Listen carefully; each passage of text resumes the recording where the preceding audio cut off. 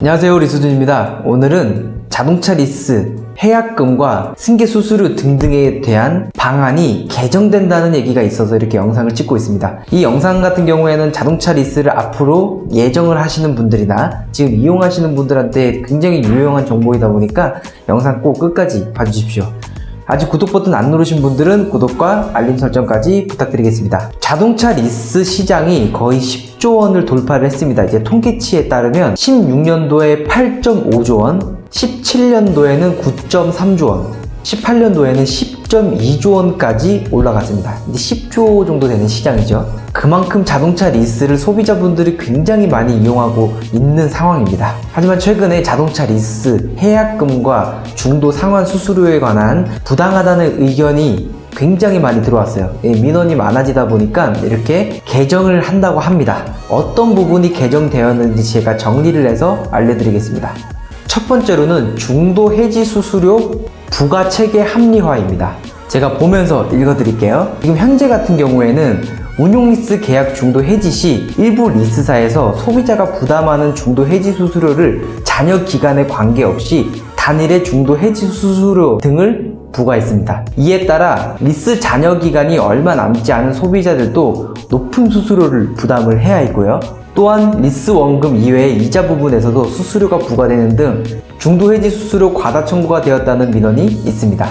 요구에 대한 개선의 방향은 리스 잔여 기간에 따라 중도 해지 수수료를 구간별로 또는 잔존 일수별로 자동화하여 수수료 산정의 대상 금액도 이자를 제외한 미해소 원금 기준으로 변경할 예정이라고 합니다. 쉽게 예를 한번 들어보면 잔여 기간이 3년 이하는 40%, 2년 이하는 30%, 1년 이하는 20%, 6개월 미만은 10%, 3개월 미만은 5% 이렇게 산정을 한다는 거죠. 렌트카와 비슷하게. 중도 해지 수수료 부분은 이자를 제외하고 원금에서만 부과를 할 거라고 합니다. 그건 당연하다고 생각을 해요. 내가 이용을 안 한다고 하는데 굳이 이자를? 약간 이런 느낌도 들기 때문에 원금에서만 부과하는 게 저는 맞다고 생각을 합니다. 두 번째로는 리스 승계 수수료 부과 체계 합리화입니다. 지금 현재 상황에서는 표준된 약관에서 허용된 제3자가 리스 승계를 하게 되면 잔여 기간에 관계없이 단일 수수료 또는 정액이 부과됩니다. 개선이 된다면 승계 수수료 신청 방식을 정률 방식으로 일원화하여 리스 잔여 기간이 짧을수록 승계 수수료를 낮게 측정할수록 바꾼다고 합니다. 이것도 좀 더 좋아진 거죠. 세 번째로 소비자가 무가 실일 경우에는 위약금 부과 금지 제도입니다. 지금 현재 상황에서는 리스 자동차가 도난 또는 전손이 됐을 경우 무가 실임에도 불구하고 소비자가 이제 부담을 해야 했죠. 전손이라는 거는 내 차가 사고가 났는데 그 차의 수리비가 잔존 가치보다 더 높을 경우에요. 그런 부분을 전손이라고 하죠. 거의 폐차라고 보시면 됩니다. 요게 이제 개선이 된다면 소비자가 무가 실일 경우 도난 또는 전손 시 위약금을 부과할 수 없도록 표준 약관에 명문화 된다고 합니다. 그리고 네 번째로는 리스 자동차 반환 시 부당한 감가 비용 부과 금지입니다. 이거는 조금 제가 설명을 드릴게요. 자, 예를 들어 현재 기준에서는 리스 자동차가 사고가 났어요. 사고가 났으면 그에 따른 감가에 따라서 이제 보증금에서 차감을 하거나 무보증인 경우에는 다시 돈을 줘야 되는 경우가 있죠. 그래서 항상 반환을 할 때 내 보증금이 반밖에 못 받았다, 아니면 캐피탈 쪽 공업사를 못 믿어가지고 내가 또 알아보고 이렇게 싸우는 경우 굉장히 골치 아팠죠. 이게 왜 이렇게 진행이 되냐면 그 감가율이 신차 기준으로 적용이 돼서 그렇습니다.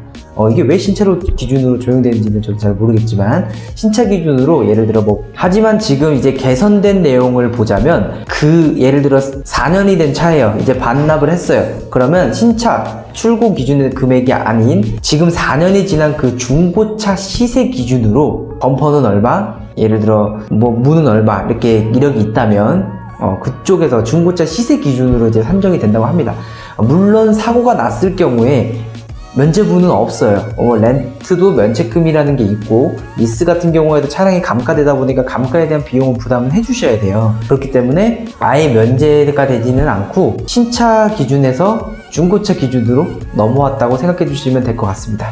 이 외로도 리스 계약 이후에도 해피콜 의무화 강화, 핵심 설명 및 공시의 의무 강화, 업체 공동 표준 약정서 실시, 자동차 인수전, 하자 위험, 소비자 부담 금지, 그리고 마지막으로 리스사 홈페이지의 과다 광고 금지, 이 정도가 개선이 된다고 합니다. 이 개선 같은 경우에는 9월 달부터 2019년도 9월 달부터 개정될 예정이고 아직까지는 예정입니다.